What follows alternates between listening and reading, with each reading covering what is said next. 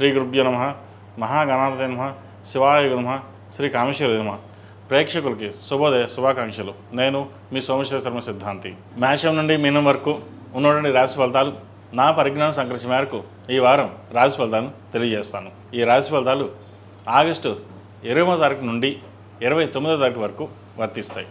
ముందుగా గోచారం. మిథున రాశిలో కుజుడు, కర్కాటకంలో గురువు, సింహంలో రవి, బుధ, కేతువు, కన్యా రాశిలో శుక్రుడు, కుంభరాశిలో రాహువు, మేన్ రాశిలో శని. అలాగే చంద్రుడు ధనస్సు, మకర, కుంభరాశిలో సంచారం. ముందుగా మేషరాశి. మేషరాశి వారికి ఈ వారం చాలా వరకు అనుకూలంగా ఉంది. తృతీయాధిపతి, షష్టమాధిపతి అయిన బుధుడు పంచమ స్థానంలో ఉన్నారు. పంచమాధిపతి అయిన రవి పంచమ స్థానంలో ఉన్నారు. పంచమంలో కేతు కూడా బలంగానే ఉన్నారు. అదేవిధంగా రాశ్యాధిపతి, అష్టమాధిపతి అయిన కుజుడు తృతీయ స్థానంలో ఉన్నారు. వ్యయంలో శని ఉన్నారు.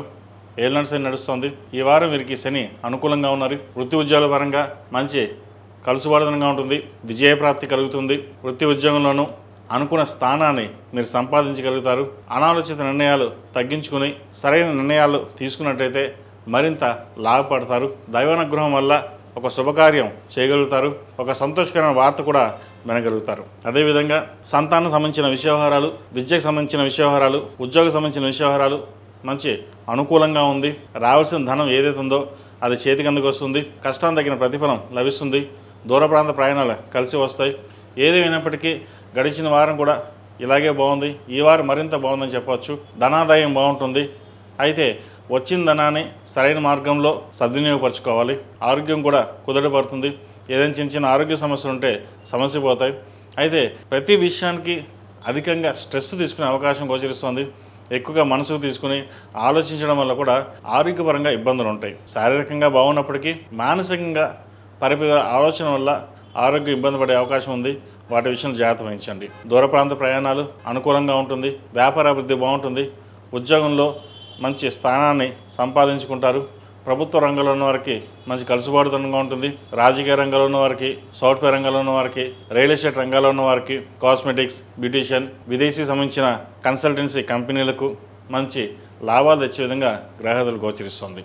సినీ కళాకారులకు, టెక్నీషియన్స్కి, మెకానికల్ ఇంజనీర్స్కి, చిరుస్థాయి వ్యాపారస్తులకు, ఫాస్ట్ ఫుడ్ సెంటర్స్, చిరు హోటల్స్కి సంబంధించిన వ్యాపారస్తులకు మధ్యస్థ ఫలితాలు గోచరిస్తోంది. ఈ రాశిలో జన్మించిన విద్యార్థులకు కాలం కలిసి వచ్చే విధంగా గ్రహతలు ఉన్నాయి. మంచి అవకాశాలు అందిపుచ్చుకుంటారు. అదేవిధంగా వివాహ సంబంధించిన విషయ వ్యవహారాలు ఏవైతే ఉన్నాయో ఒక సంబంధం చక్కగా కుదురుతుంది. వివాహ సంబంధించిన ప్రయత్నాలు తప్పకుండా చేయండి. ఈ రాశిలో జన్మించిన స్త్రీలకు చాలా వరకు అనుకూలంగా ఉంటుంది. మీరు ఏదైతే కోరుకుంటారో దైవానుగ్రహం వల్ల ఒక శుభకార్యం చేయగలుగుతారు. అదేవిధంగా వృత్తి ఉద్యోగంలో కూడా మీ స్థానాన్ని పదిలిపరుచుకుంటారు.